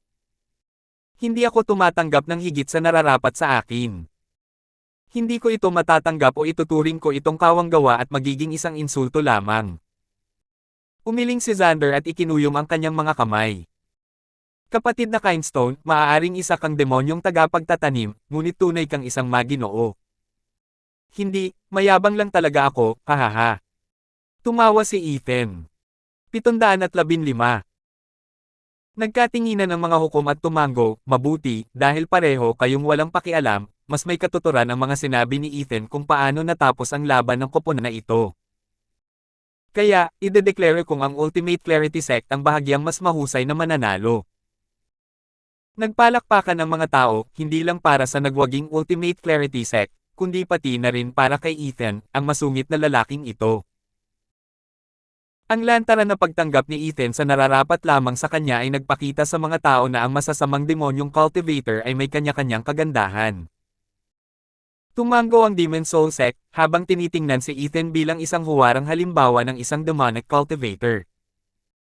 Bumantong hininga si Moyan habang pinapanood siya, kahit ang mga demonyo ay may kanya-kanyang landas. Siguro masyado lang akong nagpapakasasa nitong mga nakaraang araw, hahaha. Sister Clara, isinuko na niya ang karangalan ng pagiging nasa tuktok. Siguradong galit na galit ang mga kagalang-galang nilang iyon. Napapikit si Dana sa gulat, maaaring minsan lang dumating ang pagkakataong ito. Siguro sa susunod na pumunta sila sa Double Dragon Gathering, hindi na sila aakyat pa. Ngumiti si Clara, malambot ang kanyang tingin nang maalala niya ang 100 Pill meeting. Iyon siya. Siya ay katulad pa rin ng dati.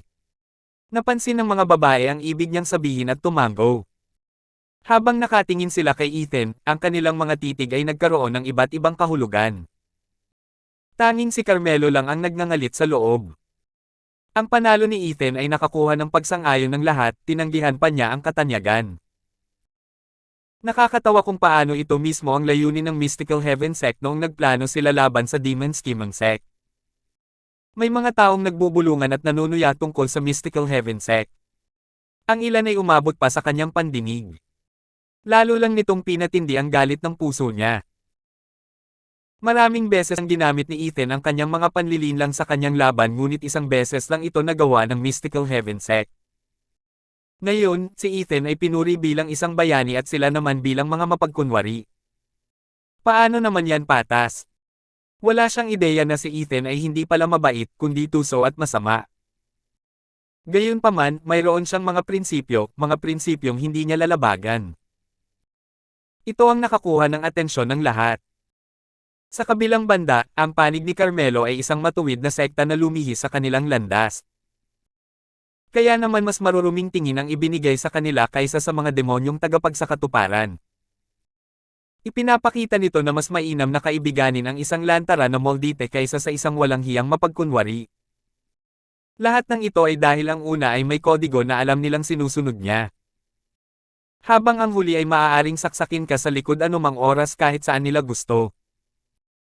Bagamat hindi napansin ng marami ang mga dahilang ito, ang kanilang likas na ugali ang nagparamdam sa kanila kung sino ang mas mabuting piliin.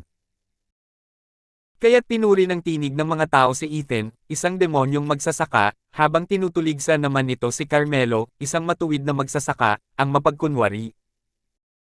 Yung matandang baliw na yon, 5 beses na siyang naging hurado sa Double Dragon Gatherings pero ngayon ko lang siya nakitang may kinikilingan. Ang Ultimate Clarity Sect ang nanalo at iyon na yon.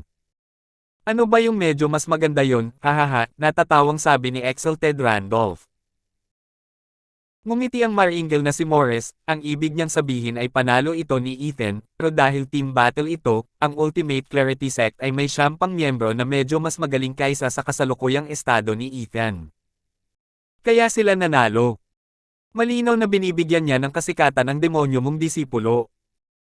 Matandang tao, hindi ko sana sasabihing pumanig siya sa iyo pero ikaw ang nagsimula, haha, nagpapakababa ka pa kahit maganda na ang itsura mo. Kumusta naman ang itsura mo? Kapag pumasok si Ethan sa Double Dragon Manor, tayong dalawa ang magtuturo sa kanya. Kasama ka rin dyan. Pakiusap. Umikot ang mga mata ng Maringel na si Morris at nanunukso, isa siyang demonyong cultivator, bagay na bagay sa iyo. Ang mga turo ko sa kanya ay makakatulong lamang. Si Lazaro lang ang tunay na matututo sa akin. Maaaring natalo siya, pero sa ilalim ng aking pakpak, lilipas din siya. Tandaan mo ang ating kasunduan, matanda. Siyempre, maglalaban ulit ang dalawa para makita kung sino ang mas magaling. Ngumiti ang mataas na si Randolph. Tumango ang mataas na Morris, mabuti, hindi pa rin natin alam kung sino sa atin ang mas magaling pagkatapos ng maraming taon kaya hahayaan na natin ang mga disipulo na magdesisyon, hahaha. Biglang humagalpak ng tawa ang dalawa. Nakita ng hukom ang ingay sa paligid at itinaas ang kanyang kamay para sa katahimikan. Natapos na ang Double Dragon Gathering ng mga kanlurang lupain. Ang susunod ay ang pagbibilang ng mga score para sa mga single at team fight upang masuri ang ranggo ng sekta pati na rin makita ang 10 pinakamahuhusay na disipulo sa mga kanlurang lupain. Sumigaw ang hukom ng may malamig na tingin, dahilan para maging mabigat ang pakiramdam ng lahat. Tapos na ang pagtitipon ng Doubling Dragon at nangangahulugan iyon ng pag-aayos sa hinaharap na kita at pag-unlad ng mga sekta. Naapektuhan din nito ang kinabukasan ng mga disipulong pumupunta rito. Tiningnan ng hukom ang mga disipulo ng dalawang sekta na nasa entablado at tinanggap sila. Matagal ang pagtatasa kaya makakababa kayo para makapagpahinga. Pinagsalikop ng mga disipulo ang kanilang mga kamay sa harap ng hukom bago pumunta sa kanilang grupo. Pagbalik sa tabi ng Demon Scheming Sect, inihiga ni Locke ang sugatang Ethan sa isang recliner upang magpahinga. Lumapit si Findyang nang may reklamo, "Hoy, Stuart Kindstone, ano ba yang iniisip mo? Nanalo ka na pero hindi mo pa rin natanggap ang gantimpala. May ideya ka ba kung magkano ang kinikita ng mga nangungunang nasa siyam na sekta?" Bumantong hininga ang ibang mga kagalang-galang, pakiramdam nila ay nalalampasan nila ang pambihirang pagkakataong ito. "Kapatid, hinayaan mo lang ang Ultimate Clarity Sect na manalo ng walang pakialam. Pero alam mo ba kung gaano kasakit para sa akin? Gaano kalaking talo ang sect? Sa panalong ito, maaaring mula sa lower 3 sect tayo ay naging middle 3 sect at pagkatapos ay naging superior 3 sect at pagkatapos ay sa langit. Payag ka ba?" Nanunuya si Ethan habang tinatapos niya ang pagsasalita ni Findyang. Nagsimula si Findyang. Umikot ang mga mata ni Ethan, ang pinakamataas na puno ay nakakasagabal sa hangin. Ang Demon Scheming Sect ay isang maliit na sekta lamang sa lower 3 sect ngunit bigla itong naging nangungunang sekta. Hindi ba sa tingin mo ay lubhang mapanganib iyon? Nanginig ang taba ni Findyang nang makita nila ang mga implikasyon. Dapat magkaroon ng kamalayan sa sarili ang mga tao, tulad ng mga sekta. Kung walang kapangyarihang sumuporta sa ganitong katayuan, sila ay babagsak. Naningkit ang mga mata ni Ethan at tumingin sa hurado na nakikipag-usap sa mga gatekeeper tungkol sa score. Tungkol naman sa interes ng Double Dragon Gathering, ayokong maging masyadong mataas ito ng mabilis sa Double Dragon Gathering. Ang kayamanan ay maaaring maging isang pasanin. Masyadong mahina ang Demon Scheming Sect at hindi kayang tiisin ang pressure, kaya nagiging madaling target. Tumango si Findyang, "Tama, tama. Sa wakas ay naiintindihan ko na pinag-isipan mo ng mabuti. Hindi tayo maaaring maging nangungunang sekta dahil magiging masyadong mapanganib ito. Paano naging bulag ang mga dakilang kagalang-galang na tulad namin? Nakakahiya." "Ethan, salamat sa Diyos na ikaw ang namamahala sa Double Dragon Gathering na ito." Pinunasan ni Findyang ang kanyang noo at bumantong hininga.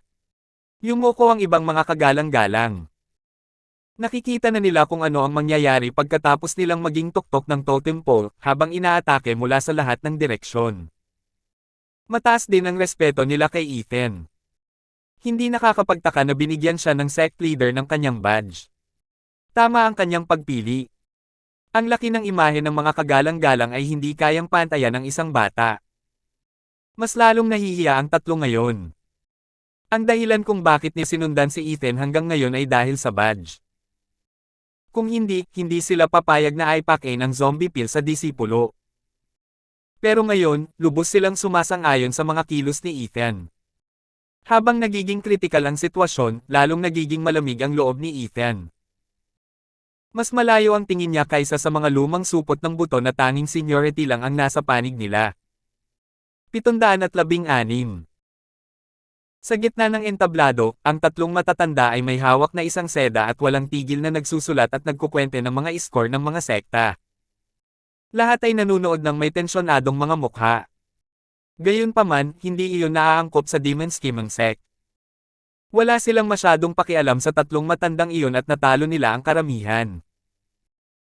Itinuro ni Ethan habang ipinaliwanag, walang sino man ang dapat tumaba sa isang hakot lang, kung hindi ay hindi sulit ang mga kahihinatnan. Sa Double Dragon Gathering, nakakuha tayo ng magandang resulta, sapat na para suportahan ang kinabukasan at pag-unlad ng sekta sa mahabang panahon. Kaya, sa huli, hindi mahalaga ang ating ranggo. Ang kailangan nating pagtuunan ng pansin ay ang paggawa niya ng walang panghihimasok mula sa labas. Depende yun sa mga checks and balances sa pagitan ng mga pangunahing sekta na narito. Doon tayo dapat mag-focus. Ang maging underdog sa Double Dragon Gathering para sa isang malaking gantimpala ay maliit na bahagi lamang ng ating makukuha sa kompetisyong ito. Ang tunay na panalo ay ang pakikipagkaibigan sa mga sekta. Kumislap ang mga mata ni Ethan at itinuro ang bawat isa, sa gitna ng tatlong sekta, may utang na loob sa atin ang Demon Soul Sect at dapat silang maging palakaibigan. Ang Sword God Sect ay naging magkaibigan sa pamamagitan ng labanan at dapat silang maging isang mabuting kakampi. Kung tungkol naman sa mga Superior 3 Sects, kahit na malubhang nasugatan ko si Lazaro, si Xander ay isang taong may karangalan at dapat ay madaling lapitan. Hellion Flame, ayon sa kahulugan ay mayroon tayong kaunting away sa kanila. Pero wala akong nakikitang anumang puot kay Moyan sa atin kaya maituturing natin silang neutral. Kumunat ang noo ni Ethan at bumantong hininga, maaaring lapitan ng Hellion Flame. Ano? Sumigaw ang kanyang koponan, Ethan, muntik mo nang mapatay si Moyan noong nakaraan. Paano tayo makakalapit kung galit na galit siya sa atin? Tumanggaw si Ethan at sinabing, iyan ang tinatawag na paghusga sa isang libro batay sa pabalat nito. Oo, maaaring lapitan ng Hellion Flame. Noong huling nag-away kami, noong nagkita kaming muli ni Hellion Flame, hindi kami kinamuhian ni Moyan at ng iba pa, nilabanan kami tulad ng iba. Kahit hindi ko alam kung bakit nangyari iyon, sigurado akong wala ng sama ng loob sa pagitan namin ngayon. Sabi nila ang pag-ibig at poot ay magkabilang panig ng iisang barya. Kung ang ganitong matinding poot ay mareresolba, mas lalo tayong magiging malapit. Pumapalakpak si Ethan at sinabi ang mga apelyido, may 4 na sekta na kailangan nating maging kaibigan, ang Ultimate Clarity Sect, Hellion Flame, Sword God Sect at Demon Soul Sect. Malaking tulong ang mga ito para maiwasan natin ang maraming problema sa hinaharap. Pero 4 na disipulo lang ang naging kaibigan namin. Hindi nila iyon mga kagalang-galang. Paano nila kami hihingiin ng tulong sa mga sekta nila? Nag-aalangan na tanong ni Gary. Tumingin ang iba kay Ethan para sa sagot. Ngumisi si Ethan, kumikislap ang mga mata, narinig mo na ba ang tungkol sa pag-unlad sa sariling tungkulin? Ibig sabihin, dapat ay maging kaibigan bago sila maging malaki para makatulong sa iyo sa hinaharap. Bawat kalahok dito ay mga disipulo lamang, ngunit lahat sila ay mga haligi ng kanilang sekta, lalo na ang mga babalik ng buhay. Sila ay magiging mga kilalang tao. Lahat ng mga dating taga rito ay sasaktan lang ang mga magiging malalaking tao sa hinaharap. Hanggat hindi nanganganib ang pundasyon ng sekta, makikinig sila. Lalo na kina Xander at Lazaro, maaari pa nilang pagdesisyonan ang kinabukasan ng sekta. Kaya naman sulit na mapalapit sa kanila. Pero, ano kayang problema ang mapapala natin? Kumunat ang noo ni Grace. Umiling si Ethan at tinapik ang ulo nito, binibini, ang dami mo talagang butas sa mata. Sa mga panahong ito ng Double Dragon Gathering, hindi mo ba naiisip kung ilang daliri ng paa ang nadorodge natin? Kailangan nating maging alerto sa Universal Righteous Sect, Heaven Trailing Sect, Mystical Heaven Sect at Beast Taming Sect. Alam mo kung bakit nila tayo kinamumuhian, sigurado akong alam mo na. Hay nako, kung alam ko lang ito, hindi ko sana sila sinoway. Umiling si Findyang.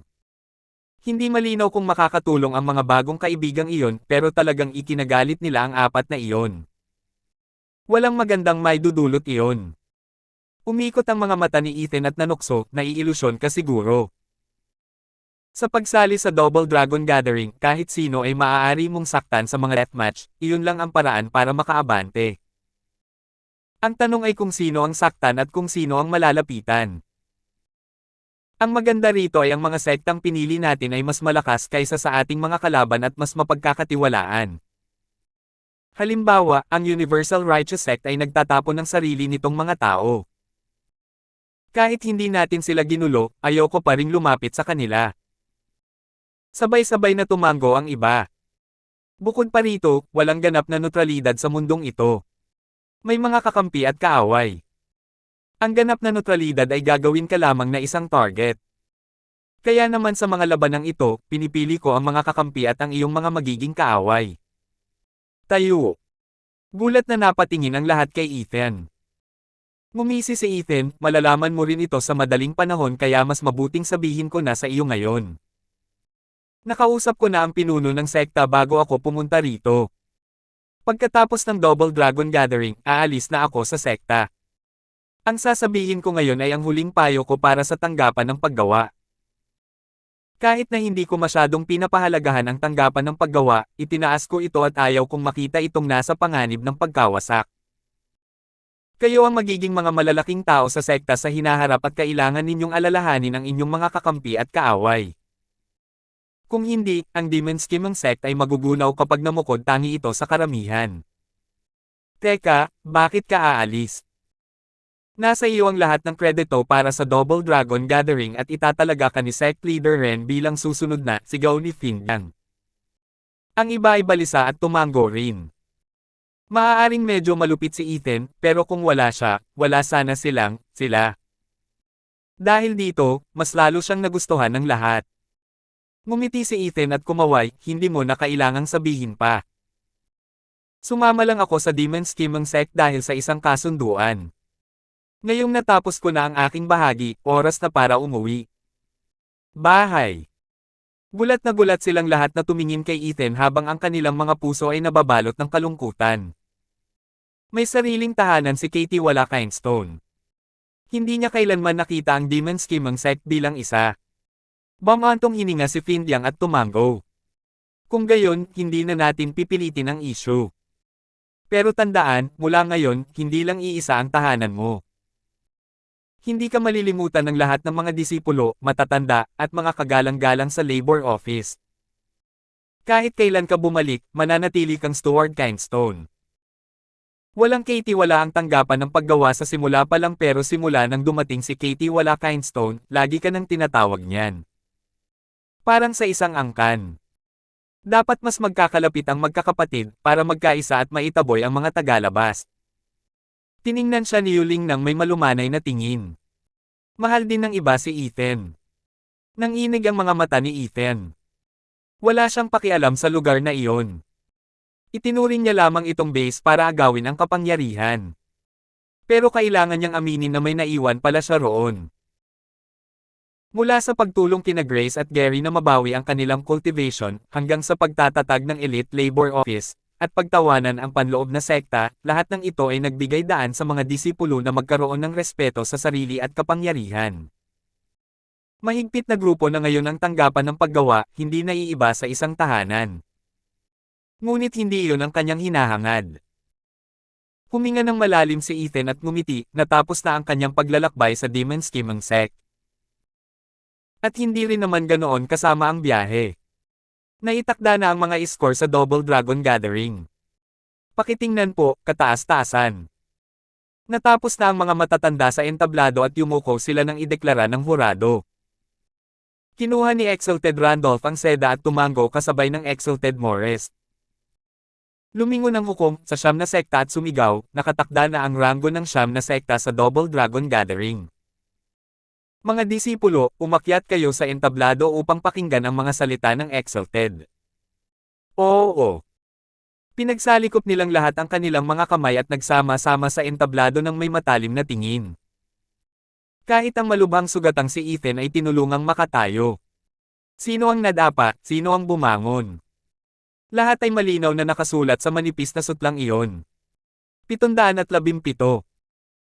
Lahat ay tumangala sa pinakamataas na upuan at sa hawak ng Exalted Randolph ng may malalim na Simon Gott, lumulunok at pinagpapawisan sa pagkabalisa habang ang kanilang mga kuko ay bumabaon sa kanilang mga kamay. Tanging ang Demon Scheming Sect lang ang kalmado. Wala lang silang pakialam sa mga ranggo. Tulad ng sinabi ni Ethan, ang isang mahinang sekta na tulad nila ay hindi dapat maghangad ng masyadong mataas. Kung walang mataas na inaasahan, walang dapat ikabahala. Mas nalungkot sila sa pag-alis ng kanilang pinuno na si Ethan. Ipahahayag ko na ngayon ang posisyon ng siyam na sekta sa Double Dragon Gathering. Tumikim si Exalted Randolph, magsisimula tayo sa Beast Taming Sect, ang huli sa ibabang tatlong sekta. Ang deklarasyon ng Marangel na si Randolph ay umani ng pangungutya mula sa karamihan. Sa simula ng yugto ng tatlong sekta sa ibaba, nilipol sila ni Ethan sa isang suntok lamang. Maging ang kanilang nakatatanda ay pinatay din pagkatapos. Kung hindi sila ang huling namatay, sino kaya ang mga namatay? Talagang malas sila na nakatagpo agad ng isang kakaibang tulad ni Ethan. Hindi nagtagal ay nabunyag ang kapangyarihan ni Ethan sa isang kamangha-manghang palabas. Ang kanilang pagbagsak. Halata naman, haha. Ang huli sa gitnang tatlong sekta. Nagpatuloy si Exalted Randolph at nakinig ang mga tao. Mas lalong naging matulungin ang batang Panginoon ng Heaven Trailing Sect. Iyon ang kanilang pwesto simula nang dumating sila rito. Hindi pa malinaw kung napanatili nila ito pagkatapos ng lahat ng mga pagbabago. Pinagpapawisan na sila ngayon, namumula ang mga mata, habang hinihintay nilang sabihin ng Exalted Randolph ang mga maliliit na salitang iyon. Hindi naman talaga ito dapat mangyari, gaya ng sabi ni Exalted Randolph, Demon Soul Sect. Umiling ang magkapatid na Han. Plano nilang umakyat kahit isang punto lang pero napaatras sila ng isang punto. Wala silang ideya kung paano nila ito sasabihin sa kanilang malupit na matandang lalaki. Habang nag-aalangan sila, si Renkong ay natigilan sa kanyang kinatatayuan.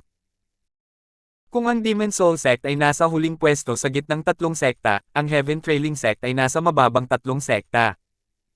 Gusto nang umiyak ng batang Panginoon. Pag-uwi niya ay baka bugbugin siya ng kanyang ama. Paano tayo nahuhulog ng ganito kababa? Ang huli sa tatlong sekta na nasa itaas. Hindi pinansin ang kalungkutan ng dalawang sektang iyon, patuloy na idineklara ni Exalted Randolph, sekta ng Diyos ng Espada. Natigilan ang grupo ni Welton, at saka naligaw sa tuwa. Talagang itinaas nila ang kanilang klase, mula sa Middle 3 Sect patungong Superior 3 Sect. Akala nila na sa pagkatalo kay Ethan at pagkasugat sa challenge stage, nawalan sila ng pagkakataon. Ngayon, tila nagawa na nila. Kahit na ito na ang huling pwesto, sulit pa rin ang isang tagumpay. Nanatili ang panig ni Ethan sa kanilang patakaran sa pakikipagkampi at binati sila. Patuloy na ikinuyom ni Welton ang kanyang mga kamay bilang tugon na may mapang-akit ng ngiti. Bagamat ang kapalaran ng isang sekta ay kalungkutan ng iba, si Dezo ng Universal Righteous Sect ay natulala. Para umangat ang Sword God Sect, kailangan munang bumaba. Kung sino iyon, hindi na kailangang sabihin na ito ang pinakamahina. Nang inig ang labi ni Dezo, nakaramdam ng walang katapusang kalungkutan. Ito ang pinakamasamang pagganap sa lahat ng Double Dragon Gatherings. Paano niya ito ipapaliwanag sa kanilang lugar? Tumingin sa isang tabi, ang mataas na si Randolph ay nagpakita ng isang mapanuyang ngiti habang nagpatuloy, sa gitnang posisyon ng ibabang tatlong sekta, Mystical Heaven Sect. Huminga ng malalim sina Carmelo at ang matanda. Ganito na ang karaniwang resulta. Kahit na nabigo silang maging unang sekta sa ilalim ng tatlong antas. Walang pakialam ang mga babae rito. Nakatitig lang ang mga kumikinang na pares ng mga matang iyon kay Ethan, na para bang mas mahalaga ang lugar ng Demon Scheming Sect. Pangalawang pwesto sa gitnang tatlong sekta, Universal Righteous Sect. Tumingin ng mataas na si Randolph kay Dezo nang sumigaw ito. Nagkagulo ang mga tao. Isang malaking sekta na may tatlong pangunahing antas ang hindi lamang bumagsak sa biyaya kundi bumagsak din sa mababang antas. Tiyak na mababaliw ang mga elder ng Universal Righteous Sect dahil sa balitang iyon. Bagamat hindi alam ng mga tao kung gagawin nila, narinig muna nilang nabaliw si Dezo nang magtalo ito, teka lang, kataas-taasan. Ano ito? Ang Universal Righteous Sect ay isang Superior 3 Sect, paano ito bumagsak ng ganito kalaki? Humph, dapat tinatanong mo ang mapanlinlang mong isip. Hinamak ni Exalted Randolph, noong nilabanan mo ang Hellion Flame at Ultimate Clarity Sect, palagi kang nagpipigil, kaya kakaunti ang puntos na nakukuha mo. Sa Superior 3 Sects Challenge Stage, tinalo mo ang Demon Scheming Sect pero sa huli, bumaba ang score mo sa pinakamababa, kaya nakuha mo ang kasalukuyang rango bilang Second Middle 3 Sect. Nanginginig si Dezo na parang dahon, ang kanyang puwitan ay malakas na tumama sa lupa dahil sa gulat. Paano nangyari ito? Ang mga puntos para sa pakikipaglaban sa mga single ng Superior 3 Sects ay mas marami kaysa sa iba pang mga kategorya. Paano? Tama ka, pero iyon ay dahil mas malakas ang mga disipulo ng Superior 3 Sects. Pero ang ibig sabihin lang niyan ay mas malaki pa ang bawas kung mawawala ang bawas. Matalas ang mga mata ng mataas na si Morris habang pabulong niyang sinasabi, ang iyong malaking pukana ang nagdala sa iyo sa ganitong kababang antas. Umaasa ako na bilang pangalawang sekta sa gitnang tatlong pangkat, ikaw at ang iyong sekta ay magiging kalmado at mag-focus sa iyong landas at hindi magplano para sa katanyagan at kayamanan. Tulad ng alam mo, ang pagpapukana ay may kaakibat na mga panganib. Kung ito ay mabaygo, ikaw ang magdurusa dahil dito. Napaupo si Dezo sa lupa, nalilito, hindi man lang narinig ang payo niya. Umiling ang mga mataas at nagpatuloy ang mataas na si Randolph, nasa gitnang posisyon ng tatlong superior sects, Helion Flame. Tumanggaw si Moyan at humugat ng hininga. Mabuti na lang at nanatili sila sa kanilang pwesto. Natatakot talaga sila na baka makuha ito ng Demon Scheming Sect. At ngayon, oras na para i-anunsyo ang mga nangungunang posisyon. Sa wakas ay narating na ng Maringel na si Randolph ang huling tatlong pangalan. Tumahimik ang mga tao at naghintay ng may pidgel na hininga. Nangungunang posisyon sa ibabang tatlong sekta, Heaven Trailing Sect. Tumago sa tenga ni Renkong ang sigaw ng Maringel na si Randolph. Nakita na niya ito ngunit parang isang dagok pa rin. Nanginginig siya ng napakalakas, baka matamba siya ng simoy ng hangin. Masyado itong mabigat para sa kanya. Sa huli, pinili niyang titigan si Ethan. Kasalanan lahat ng punk na yan. Hinding-hindi kita bibitawan. Teka lang, makukuha mo rin ang sayo. Kumislap ang mga mata ni Renkong habang sinimulan niyang gawin ang kanyang mga plano. Nangungunang posisyon sa gitnang tatlong sekta, Demon Scheming Sect. Sa wakas ay nabigkas ng mataas na si Randolph ang pangalan ng pinakadakilang underdog, ngunit pawang nakangiti ang grupo. Ikinagulat iyon ng karamihan. Kahit ang mga matataas ang rango ay nauusisa. Ganoon ba sila kamapagpigil? Malinaw na mas dapat silang maging kalmado matapos marinig na lumipat sila mula sa mababang tatlong sekta patungo sa nangungunang gitnang tatlong sekta. O ito ba ang pinakamababa sa kanilang inaasahan dahil ang kanilang layunin ay ang maka-superior 3 sects? Paano nila malalaman na mas apektado ang mood ng Demon Scheming Sect team ng pag-alis ni Ethan? Naihatid sila ni Ethan ng walang galos. Ngayong umalis na siya, hindi na sila maaaring maging masaya kahit gusto pa nila. Nagkibit-balikat ang mga matataas na tao, at napakamot sa kanilang mga ulo. Idineklara ng mataas na si Randolph ang huling pwesto, pinakamataas na posisyon sa tatlong sekta, Ultimate Clarity Sect. Ang hari sa kanlurang lupain, ang Ultimate Clarity Sect, ay hindi kailanman bumagsak sa kanyang trono. Ngunit lahat, kahit ang Ultimate Clarity Sect ay malinaw kung gaano kadelikado ang pagpapanatili nito. Tumingin ng matagal kay Ethan at bumantong hininga, sana sa susunod na Double Dragon Gathering ay hindi na natin muling makita ang kakaibang iyon. Pinunasan ni Xander ang kanyang noo habang inaalala ang laban. Ang siyam na sekta ay mayroon na ngayong bagong katayuan. Ang sumunod na nangyari ay ang kanilang hinihintay. Ang bahagi ng mga sagradong bato na ipinagkaloob ng Double Dragon Man sa Double Dragon Gathering.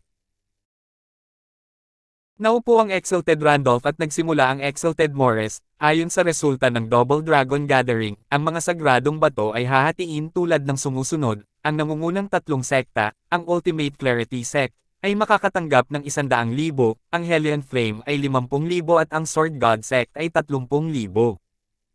Nagulat ang lahat. Gaano ba karami? Tanging ang mga elder na nakapunta na sa Double Dragon Gatherings ang umiling. Magkano? Mapupunta yan sa mananalo. Hindi ganoon kabukas palad ang Double Dragon Manor sa mga taunan. 718. Ang nangunguna sa gitnang tatlong sekta, ang Demon Scheming Sect, ay tumatanggap ng 10,000, ang Universal Righteous Sect ay tumatanggap ng 5,000 at ang Demon Soul Sect ay 3,000. Umalangaw-ngaw sa tainga ng lahat ang sigaw ng Maringel na si Morris na ikinagulat nila ng husto. Kakaunti lang ang natanggap ng mga sekta sa gitnang tatlong pangkat kumpara sa mga sekta sa nakatataas na tatlong pangkat, mahigit 10,000 lamang sa kabuuan. Ang mga taong nag-iisip na mapagbigay ang Double Dragon Manor ay nagbago ng kanilang pag-iisip. Napakahigpit ng pagkakahawak nila sa mga sagradong bato. Ang mga gantimpala para sa mga sekta sa gitnang tatlong antas ay biglang bumaba. Paano naman ang mga sekta sa ibaba? Ang ilan ay masaya, ang ilan ay nawalan ng pag-asa. Ang Demon Scheming Sect ay nakakakuha lamang ng kaunting mga piraso ng sagradong bato pagdating sa Double Dragon Gathering. Halos wala silang anumang maipapaunlad kapag ginamit nila ang karamihan sa mga ito sa depensa ng sekta. Ngayon lang, nakakuha sila ng 10,000. Tuwang-tuwa ang mga halimaw. Ito ay isang bagay na hindi nila makukuha kahit sa 12 ng Double Dragon Gatherings na pinagsama-sama. Malaki talaga ang kanilang panalo sa pagkakataong ito. Biglang naramdaman ng Demon Scheming Sect na puno na sila. Ang mga batong ito ay makakatulong sa pagpapaunlad ng sekta sa mga darating na dekada at sa wakas ay mawawala ang kanilang dating lower 3 sect. Naging posible ang lahat sa ilalim ng pamumuno ni Ethan. Tiningnan nila siya ng may paggalang at paghanga, ngunit lalo lamang nitong pinahirapan ang kanyang pag-alis. Gayunpaman, hindi ito pinansin ni Ethan. Hindi alintana ang katotohanang nilinis niya ang sagradong minahan ng Double Dragon Manor na mayroong humigit kumulang 1,000,000 kumikinang na mga palamuti, ang mga bagay na nakuha niya mula kay Kunpang ay dapat magtagal sa kanya habang buhay. Habang ipinagmamalaki ng Demon Scheming Sect ang kanilang kayamanan, natagpuan naman ng Universal Righteous Sect ang kanilang sarili na lubhang naghihirap. Mahalaga ang 5,000 sagradong bato para sa sinuman, ngunit ang Universal Righteous Sect ay isang Superior 3 Sect at kumita ng 30,000 sa kanilang huling pwesto doon. Bilang isang malaking sekta, sanay na silang magkaroon ng malaking kaba ng bayan para pondohan ang kanilang mga disipulo at matatanda. Pero ang mga tira-tirang ito lang ngayon ang halos hindi nakapasok sa listahan. Hanggang sa susunod na Double Dragon Gathering daan-daang taon mula ngayon, kakailanganin nilang higpitin ng husto ang sinturong iyon. Marahil ay hihina sila ng husto na hindi na muling makakarating sa Superior 3 Sects. Gusto nang umiyak ni Dezo na madilim ang mukha. Masyado tayong natalo sa pagkakataong ito. Paano niya nalaman na ang pinaka-underdog, ang Demon Scheming Sect, kasama ang Sword God Sect, ay aabot sa ganitong antas? Kung alam lang niya, sana ay ginamit na lang niya ang lahat ng kaya niya at nakuha ang mga puntos na iyon imbes na bumagsak ng husto. Mga masasamang demonyong cultivator, lahat ng ito ay dahil sa inipon namin ang aming lakas para harapin kayo kaya ako nahulog ng husto. Maghintay lang kayo. Tinitigan ni Dezo si Ethan, tuluyang nakalimutan ang mga sinabi ng kataas-taasang Morris. Umiling ang mataas na si Morris at bumantong hininga. Wala na siyang saysay. Bumagsak din ang Demon Soul Sect, ngunit sa isang punto lamang. 2,000 sagradong bato lamang ang nawala sa kanila, isang bagay na kaya nilang kunin. Hindi tulad ng isa na mas malala ang sitwasyon, medyo kalmado lang sila tungkol dito. Tumingin ang magkapatid na Han kay Renkong para makita ang madilim nitong tingin habang nakikinig sa mga salita ni Exalted Morris, ang nangunguna sa tatlong sekta. Ang Heaven Trailing Sect ay tumatanggap ng 1,000 sagradong bato, ang Mystical Heaven Sect ay tumatanggap ng 500 at ang Beast Taming Sect ay 300. Dito nagtatapos ang pamamahagi ng sagradong bato ng Double Dragon Gathering. Salamat, kataas-taasan. Pinagsalikop ng lahat ang kanilang mga kamay at yumuko, kahit na ang ilan ay galit, ang ilan ay masaya at ang ilan ay nalulungkot. Sumulyap si Elder Yun ng Mystical Heaven Sect kay Renkong at nakita ang galit nito, Young Master Ren, ang masamang Demon Scheming Sect na iyon ay mayroong maraming sagradong bato ngunit wala silang kapangyarihan ng isang Middle 3 Sect. Kakailanganin nila ng kahit 100 taon para lumago sa kanilang bagong katayuan. Maraming oras para sa ating pagkakataon. Ganoon din ba ang iniisip ng Mystical Heaven Sect? Sumulyap si Renkong ng may malabong ngiti habang nagsasalita. May napansin si Elder yon at nagtanong, may plano na si Young Master Ren. Hindi akin yan. May nakabantay na sa lalaking yan, naghihintay ng tamang sandali. Pagdating ng panahon, sana ay sasama sa atin ang Mystical Heaven Sect at hindi tatakbo palayo. Umiling si Elder yon at sumimangot. Gusto lang niyang aliwin ang batang Panginoon ng nangungunang tatlong sekta ng tagapagbantay at hikayatin silang pigilan ang mabilis na paglago ng Demon Scheming Sect. Gayunpaman, hindi niya inakalang may plano na ang Heaven Trailing Sect na harapin siya at gusto niyang sumama sa kanila ang Mystical Heaven Sect. Ano ba ang plano nila? Kung lumala ito, papasok ang Double Dragon Manor at matatapos ang Heaven Trailing Sect. Ayaw ding bumagsak ng Mystical Heaven Sect. Kumunat ang noo ni Elder yon habang nag-iisip. Nakita ni Renkong ang kanyang pag-aatubili at sinabing, huwag kang mag-alala, alam ko ang iyong kinatatakutan. Ayaw ng Double Dragon Manor na bumaba ang kapangyarihan ng mga lupain sa kanluran at nagbabantay sa anumang alitan sa pagitan ng mga sekta. Ngunit dapat mong malaman na hindi lahat ng mga gawain sa bahay ay madaling neresolba. Ang ibig mong sabihin. Natigilan si Elder yon. Tinignan ni Renkong si Ethan ng masama habang nakangiti, kahit sa Demon Scheming Sect, hindi lahat ay may gusto sa punk na ito. Kapag dumating ang panahon, mabibigo ang Demon Scheming Sect sa mga tungkulin nito, kaya wala nang magagawa ang Exalted.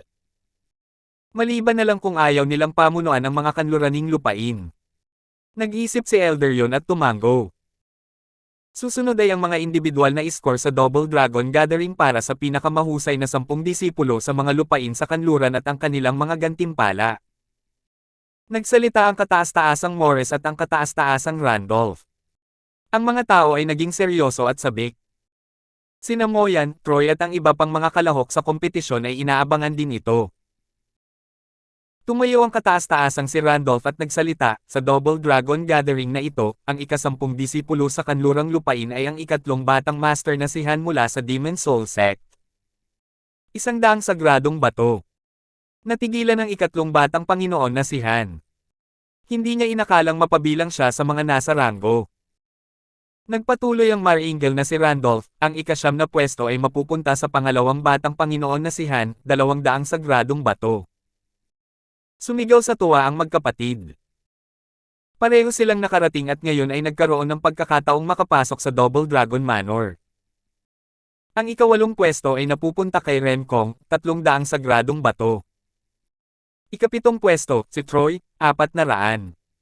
Ika-6 na pwesto, si Yunfeng, 500.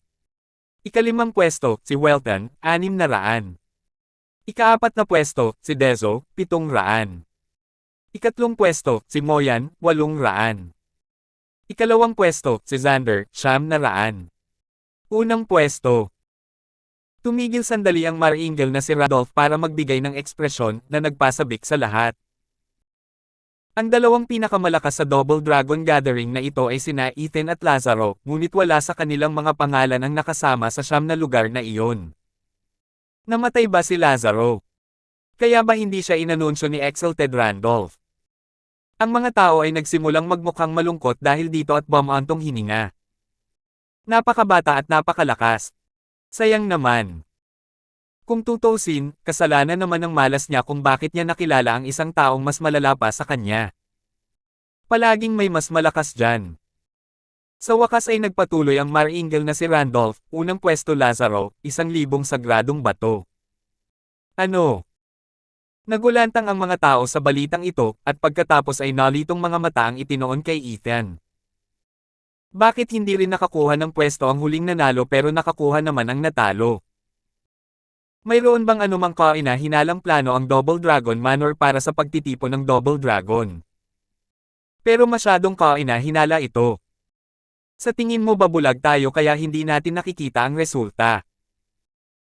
Naalala nila kung paano iniligtas ng mataas na Randolph si Lazaro at nagsimula silang gumawa ng mga maling hula na si Lazaro ay may kinalaman sa mga matataas na tao na dapat protektahan. Kaya napilitan ang pinakamahusay sa kanlurang lupain, si Ethan, na maging isang haring walang korona. Mula nang bumagsak si Lazaro, nakita na ng lahat si Ethan bilang numero 1. Kahit hindi siya opisyal na kinilala, nakita na siya ng lahat bilang ganoon. Lahat ay tumingin sa Exalted Double Dragons ng may pagdududa at paghihinala. Anong mga bagay ang pinagsasabi mo rito? Salamat po at simahan niyo ako, ingat lagi mga master.